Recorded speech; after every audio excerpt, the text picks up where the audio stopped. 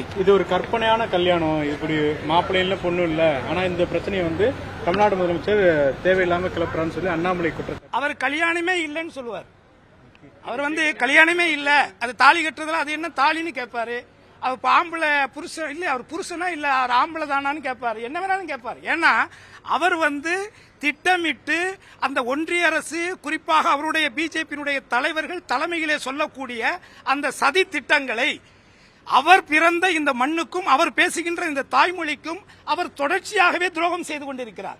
அவர் தான் பேசுகின்ற தாய்மொழி அழிப்பதற்கு இந்தி என்கின்ற ஒரு மொழி ஒரு மும்மொழி கொள்கை என்ற முகமூடியோடு வருகிறது என்று உணர்ந்துமே அவர் தான் சார்ந்திருக்கக்கூடிய அந்த அமைப்புக்காக இந்த மண்ணுக்கும் இந்த மக்களுக்கும் இந்த மக்களுடைய உரிமைகளுக்கும் மிகப்பெரிய பாவத்தை அவர் செய்து கொண்டிருக்கிறார் என்பதுதான் என்னுடைய கருத்து. பாஜக தென் மாவட்டங்கள்ல பெருமளவுல வளர்ந்திருக்குன்னு அதெல்லாம் ஒன்னும் வளரலங்க.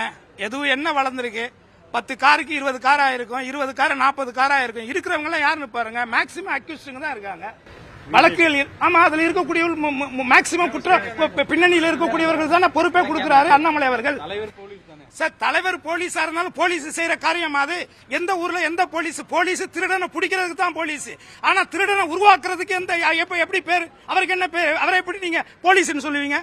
ஒரு ஐபிஎஸ் படிச்ச அதிகாரி குற்ற செயல்களில் ஈடுபடுகிறவர்களை தண்டனை வாங்கி கொடுக்கக்கூடிய ஒரு கடமை உள்ள ஒரு அதிகாரியா இருந்தவர் இன்னைக்கு யார் மேல எத்தனை கேஸ் இருக்குன்னு இருக்கக்கூடிய குற்ற பின்னணி உள்ளவர்களை எல்லாம் கட்சியில பொறுப்பு கொடுக்கிறாருன்னா அவர் என்ன போலீஸ்? அவரு